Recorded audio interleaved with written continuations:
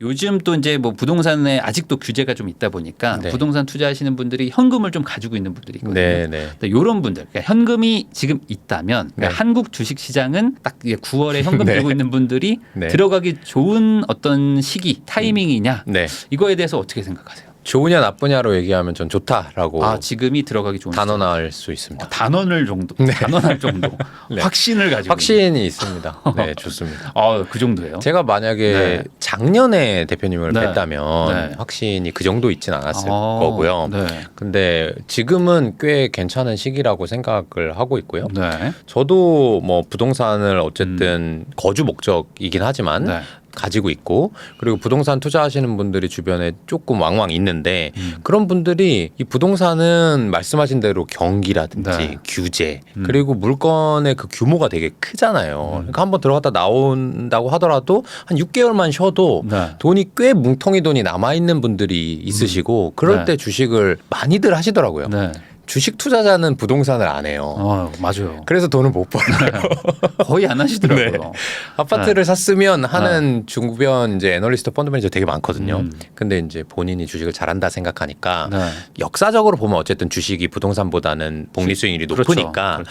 이제 내가 주식을 해서 부자가 돼야지라고 하지만 이제 결국엔 돈을 더 못 버는 사람들이 많고 네. 부동산 하신 분들은 호흡도 길고 하시다 보니까 어느 정도 주식도 좀 잘 하시는 듯한 그런 경우를 제가 많이 봤습니다. 네. 아니 근데 왜 지금이 정말 단언할 정도로 네. 딱 좋은 타이밍이냐? 네. 네, 이게 궁금하긴 합니다. 그럼 제가 반대로 네. 아파트는 네. 좋은 타이밍인가요? 나쁜 타이밍인가요? 하나만 얘기하면. 아주 좋은 타이밍이었다가 살짝 지나간 느낌? 살짝. 네, 그렇죠. 살짝 최근에 좀 뭐 지나간. 반등했다고. 네, 좀 반등했어요. 마포 네. 뭐 다시 20억 네. 찍네 얘기 많이 들었죠. 네. 근데 그런 그 움직임은 왜 생길까라고 해보면은 주식이랑 똑같은데요. 결국에는 경제 상황, 경기 그리고 수요와 공급 뭐 이런 문제인 건데 네. 경기가 되게 좋았잖아요. 2020년, 21년 우리 22년 초까지 네네네. 아파트도 좋고 주식도 좋고 코인도 좋고 좋았잖아요. 네. 좋으니까 많은 사람들이 많은 돈을 가지고 비싼 값 높은 값에 많이 샀었던 거죠. 네. 근데 그러고 나서 좀 뭔가 경기가 수그러드니까 네. 일단 현금부터 마련해야 되겠다 해서 많이 파셨단 말이죠. 네. 그래서 많이 떨어졌어요. 근데 주식도 그렇고 부동산도 그렇고 저는 그 경제 상황과 경기라고 하는 한 3년에서 5년 정도의 사이클을 이기는 장사 없다라고 생각을 하고요. 네. 지금 그러면 경기가 좋냐 나쁘냐로 다시 질문을 바꿔보면 저는 경기가 나쁘다고 봐요. 네. 근데 어떤 자산을 투자하는 건 경기가 나쁠 때 해야 됩니다. 네. 그리고 좋을 땐 팔아야 되는 거죠. 네. 근데 이제 반대로 하시는 분들 경기가 좋으니까 되게 안정감이 있다 괜찮을 것 같아 더 오를 것 같아 라고 하시는 분들은 사실은 뭐 그렇게 될 수도 있지만 약간 삐끗하면 다시 이제 저점 경기의 저점 수축 국면으로 떨어지는 모습을 보게 되니까 그런 관점에서 봤을 때 저는 지금 주식시장이 낮은 국면에 속해 있다라고 생각해요. 그러니까 지금 뭐 바로 반등하냐 안 하냐 뭐 이런 얘기가 아니라 네. 지금은 충분히 저점 구간에 들어가 있다고 보기 때문에 그렇죠. 지금 들어가면 손해를 보지 않을 확률이 높다. 그렇죠. 그리고 3년에서 5년 사이클이라고 제가 말씀드렸잖아요. 네. 그럼 우리가 떨어진 구간을 생각해 보자고요. 2022년 뭐부터 떨어졌다고 하면은 네. 지금 만 1년 정도, 1년에서 1년 반 떨어졌단 그렇죠. 말이에요. 네. 그럼 3년 사이클이라고 보면 절반 정도 지나간 거고 5년 사이클이라고 보면 3분의 1 정도 지나간 거잖아요. 네. 그럼 반대로 앞으로 올라갈 수 있는 게 1년 반 후 또는 5년으로 보면은 2년에서 3년 후 정도까지는 올라갈 수 있을 거니까 여러분들의 자금이 부동산 하시다가 여러 이유로 좀 쉬고 있는데 네. 그 기간이 최소 1년에서 2년 정도 남았다. 나는 그때까지는 당장 크게 물건 살 거 없어. 네. 그렇게 하시는 분들은 호흡을 길게 기다리면 반드시 이길 수 있는 시장이고요. 잘 지적해 주셨지만 지금 9월이죠. 9월 네. 말인데 뭐 10월에 어떻게 될까요? 11월 연말까지 어떻게 될까요? 라고 저한테 아마 물어보셨다면 저는 네. 아예 답변을 안 했을 거예요. 그거는 모릅니다라고 답변을 했을 겁니다. 그렇지만 이거를 좀 길게 보면 네. 뭐 2, 3년을 텀을 보면은 네. 지금은 저점 구간일 확률이 높다. 네. 그렇기 때문에 이제 단언이라는 표현까지 그렇죠. 시간의 수 지평을 있었던 길면 거죠. 확률이 올라가요. 그렇죠. 그러면은 지금 더 퍼블릭 자산운용을 실제로 운영하고 계시니까 네. 실제 그 자산운용사에서도 좀 현금 비중을 좀 많이 낮추신 상황인가요? 낮추고 있는 중이죠. 저희는 근데 호흡이 네. 정말 긴 편이고요. 네. 저희가 2021년 하반기부터 지금까지 낮추고 있는 거예요. 네. 2021년 하반기에 저희가 현금 비중을 되게 많이 늘렸었거든요. 그럴 때 욕 되게 많이 먹었죠. 네. 주식시장 여전히 잘 가고 있고 분위기 좋은데. 왜 지금 이거를 현금을 가지고 있냐. 그런데 2021년 하반기 말 2022년 초부터는 주가가 되게 많이 떨어졌잖아요. 그래서 저희가 작년에 상당히 선방할 수 있었던 그런 계기가 됐고 네. 그때 40이었던 걸 작년에 30으로 줄였고 올해 20으로 줄였어요. 그래서 제 생각은 올해부터 내년 초까지 해가지고 이걸 더 줄이는 게 목표이고요. 네. 근데 이게 다시 한번 말씀드리지만 지금 현금 비중이 20%인데 뭐 10월 말쯤에는 저희가 뭐 0으로 줄이겠습니다. 이렇게 짧게 보지 않는다는 점. 네. 그냥 천천히 줄여가고 있는 와중이다. 그렇습니다. 아, 그 말은 어쨌든 지금 저점 구간을 통과하고 있는 와중이라고 해석할 수도 네, 있는 거니까요. 그렇습니다. 네, 그러면 이제 지금 아까 말씀해주신 것처럼 지금 이제 9월 말인데 네. 지금 거의 지금 올해가 다 지나갔다고 볼 수 있지 않겠습니까? 네, 네. 그러면 이제 주식 투자를 이제 전업 투자자 그리고 이제 실제로 뭐 주식 전문가라고 이제 볼 수밖에 없는 네. 아예 자산운용사 대표시니까 네, 네. 23년도 주식 시장을 좀 평가를 해주시면 좋을 것 같습니다. 네. 어떤 장이었는지. 아, 참. 그러니까 여러분들하고 저의 마음이 달랐으면 좋겠어요. 어. 네, 여러분들은 돈을 많이 벌었으면 좋겠다라는 생각이 네. 있을 정도로 네. 이게 무슨 얘기냐? 저는 2023년을 양극화의 주식시장이었다 이렇게 생각을 해요. 실질적으로 우리나라 코스피 네. 종합주가지수는 9개월 동안 10여 % 올랐고요. 코스닥 지수는 거의 30% 가까이 올랐습니다. 네. 그 기저에는 우리 여러분들 많이 아시는 그 배터리 주식들이라든지 뭐 최근에는 반도체, 그다음에 연초에 AI 관련주들 네. 그런 거 많이 올랐었단 말이죠. 근데 반대로 참 재밌는 거는 그제 정도 나온 기사인데 이 가치 투자의 명가 신형자산운용의 몰락이라고 해가지고 좀 과감한 제목이긴 한데 네. 국민연금이 돈을 맡기고 있었던 9천억 중에 대다수를 회수했다. 아. 신형자산운용이 너네 지금 잘 못하는 것 같아. 그러니까 국민연금 내 돈 내놔 해서 뺏었다는 거거든요. 네. 그 얘기는 이렇게 장이 좋은데 왜 이렇게 가치 투자의 명가는 안 됐을까라고 생각을 해보면 배터리 주식, 반도체 주식, AI 인공지능 주식 같은 경우는 이 주식시장의 용어로 말하자면 전형적인 성장주입니다. 지금 이 회사의 가격이 싸냐 비싸냐는 별로 중요하지 않고 네. 이 회사의 본질 가치가 앞으로 계속해서 성장할 거야. 나는 이런 주식이 좋아라고 투자하는 걸 성장주라고 하거든요. 그런 주식은 많이 올랐고요. 네. 아까 가치 투자의 명가 신형자산운용이라고 얘기했는데 그 가치주를 투자하는 것은 이 회사가 성장하든 말든 나는 그건 관심 없고 좀 저평가되었을 때 저렴할 때 샀으면 좋겠어라고 하는 게 가치주 투자거든요. 그게 극명하게 대비된 그런 시장이었어가지고 여러분들이 만약 성장주를 좀 좋아하셨다면 네. 그리고 주가가 좀 올랐더라도 그래도 이거 배터리, 2차 전지, 미래 유망 산업 아니야? 라고 생각하시는 분들은 시장 성장보다 훨씬 더 많은 뭐 예를 들어 50%, 뭐 60% 이렇게 수익을 내신 분들도 있었을 거고 야 장은 20, 30% 올랐다는데 이거 내 계좌는 이거 왜 이래? 저같이 그런 사람들도 많았을 것 같은 그런 한마디로 표현하자면 양극화였다. 양극화였다. 네. 아, 그러면 이제 갑자기 궁금해지는 게 왜 23년도에는 이렇게 성장주 네. 소위 말하는 어떤 뭐 실적이나 뭐 이런 뭐 가격의 어떤 뭐 이런 변화보다도 왜 어떤 그런 미래 가치 이런 거에 사람들이 더 열광을 했다고 생각을 하세요? 그게 경제 상황 경기랑 밀접하게 관련이 되어 있는데요. 경기가 침체되어 있을 때는요. 기업의 실적이 좋기가 어렵습니다. 그렇죠? 그렇죠. 우리가 경기가 침체되어 있으니까 지갑을 안 열 거고 네. 지갑을 안 여니까 기업들이 돈을 못 벌 거고 그러니까 실적이 안 좋은 거예요. 네. 그걸 경기 침체라고 하는 거죠. 네, 네.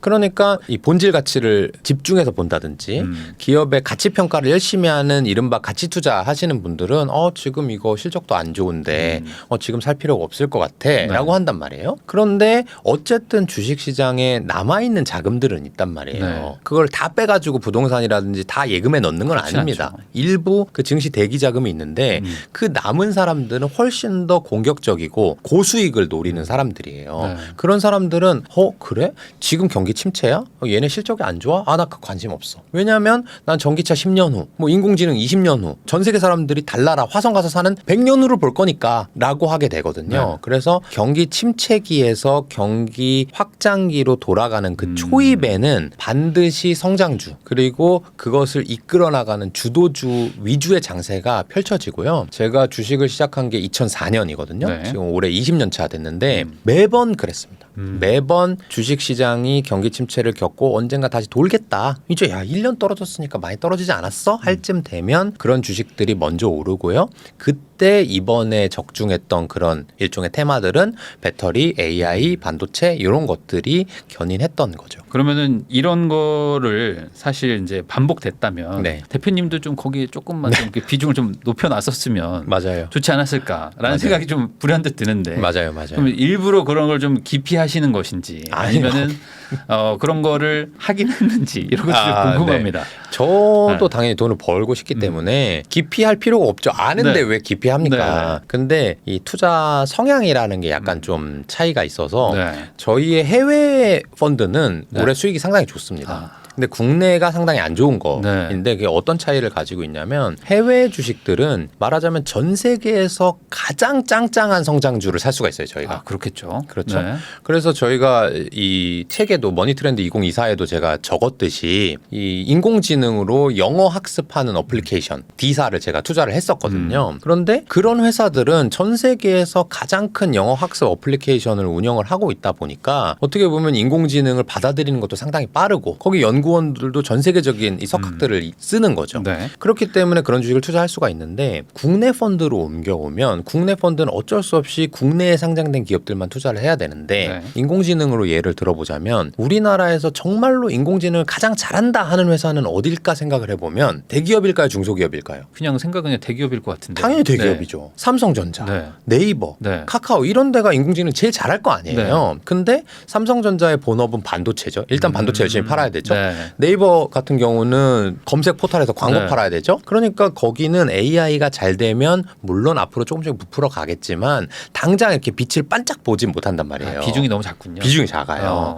그런데 주식시장에 참여하신 분들은 그래도 나는 AI, 인공지능 투자하고 싶단 말이에요. 네. 그러니까 실제로는 대단한 기술이 아닌데 뭐 땡땡땡 AI라고 이름이 붙어 있거나 네. 아니면 AI 연구원 몇 명 모아가지고 뭔가 네. 연구실은 꾸리긴 꾸렸는데 네. 대단한 기술은 없는 그런 쪽에 주가가 많이 올라요. 근데 저는 네. 당장 돈 버는 것도 물론 올해도 많이 벌었으면 좋았겠지만 네. 그것보다도 이 기업이 정말로 망하지 않고 장기적으로 잘 갈 수 있냐 없냐가 더 중요하단 말이에요. 그게 더 큰 리스크가 잠재하게 되니까요. 그래서 국내에서는 어쩔 수 없이 그런 회사를 투자하지 못했던 케이스가 되는 거죠. 그러면 이제 아까 말씀해 주신 것처럼 이제 23년도에 테마주라고 해야 되지 어떤 그런 성장주가 이렇게 좀 각광을 받았었다면 네. 24년도에도 그런 경향이 좀 계속될 거라고 보세요? 어떤 경기 침체가 좀 이어진다면? 저는 경기 침체가 일단 벗어날 것 같다는 생각을 우선은? 가지고 있고요. 네. 지금 경기 침체가 언제 끝나냐 이건 아무도 대답할 수 없는데 네. 통계청의 자료들을 보잖아요. 그러면 우리나라가 경기 침체를 벗어났다 네. 또는 그때가 경기 정점이었다라고 하는 건 보통 1년 후에 발표를 해요.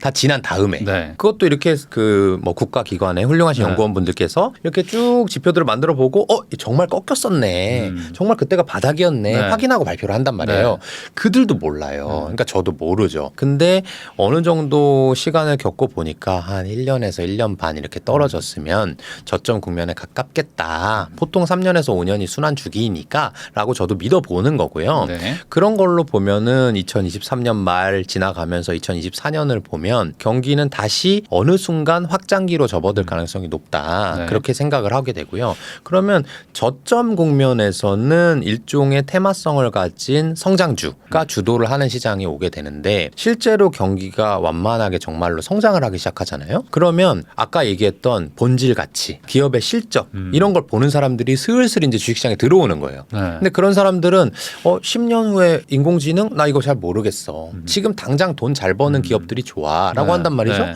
그럼 그런 쪽으로 돈이 옮겨가기 시작합니다. 음. 그게 결과적으로는 상승장에 큰 기류를 만들어내게 되는 거고요. 그렇게 된다면 업종이 쉽게 얘기한다면 성장주에서 약간은 가치주 쪽으로 바뀔 수도 있고요. 또는 아주 많이 올랐던 대형주가 있었다면 좀 중소형주 쪽으로 바뀔 수도 있고요. 요렇게 지금 우리가 2023년 9개월 동안 봐왔던 색깔과는 조금 다른 주식시장의 모습이 펼쳐질 거라고 전망을 하고요. 그 전망이 언제 될지는 모르겠지만 색깔이 바뀔 것만은 확실한 것 같다. 네. 그럼 이 얘기를 딱 듣자마자 드는 생각이 23년도에 좀 빛을 못 본 곳이 24년도에는 좀 반대로 좀 이렇게 좋아질 것 같다. 그렇죠. 이렇게 해석이 되는 것 같기도 한데. 맞아요. 뭐 그럴 만한 뭐 어떤 산업군 같은 게 좀 있을까요? 그러니까 지금 여러분들이 주식 계좌를 열어봤을 때 네. 와, 이 주식 참 6개월 파란색이- 동안 많이 올랐다 하는 건 이제 빼면 되고요. 올랐던 건 빼라. 네. 어. 빼면 되고 너무 많이 이거 기다려서 진짜 음. 지겨워 죽겠다 팔아버릴까 네. 하고 생각했던 것들 6개월 동안 주가가 하나도 안 올랐거나 아. 심지어는 빠졌거나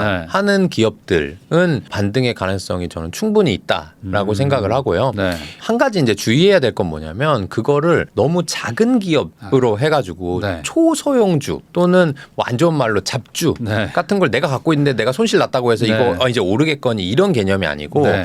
저는 어떤 업종 베이스로 말씀드린 거예요. 그래서 예를 들면은 2023년에 잘 된 업종을 손을 꼽아보자면 네. 조선 업종, 자동차 업종, 반도체 업종 이런 것들이 잘 됐고요. 안 된 업종은 그 경기에 직격탄을 맞은 뭐 유통 업종, 패션 업종, 네. 음식료 업종 네. 뭐 이런 것들이 있거든요. 그런 것들이 상대적으로 좀 바뀔 가능성을 엿볼 수 있을 것 같아요. 방금 전에 이제 아주 작은 기업 이런 얘기 좀 해주셨는데 얼마나 작아야지 작은 건지 이것도 네. 모르실 수도 있으니까 뭐 시총으로 따지나요? 아니면 뭐 매출로 따지나요? 시가총액이 뭐 500억도 안 된다. 라고 하면은 어떤 기업의 역사라든지 네. 그런 본질 가치가 탄탄하다고 보기는 어려울 수 있어요. 이거는 단언해서 얘기할 수는 없습니다만은 보통 그렇게 얘기할 수 있고요. 그리고 이런 것도 봐야 되는데 내가 가진 기업의 어떤 속한 산업 네. 또는 이 회사가 뭘 어떤 제품 어떤 서비스를 만들어서 파는지 그걸 어려운 말로 비즈니스 모델이라고 하는데 그 모델의 동종 업계가 네. 꽤 많이 상장이 되어 있으면 그건 하나의 업종으로 분류할 수가 있어요. 근데 내가 열어봤는데 네. 얘가 대체 뭘 파는지도 모르겠거나 그러면 진짜 잡주겠죠. 네. 적자를 막 보고 있고 그러겠죠. 또는 뭘 파는지는 알겠는데 네.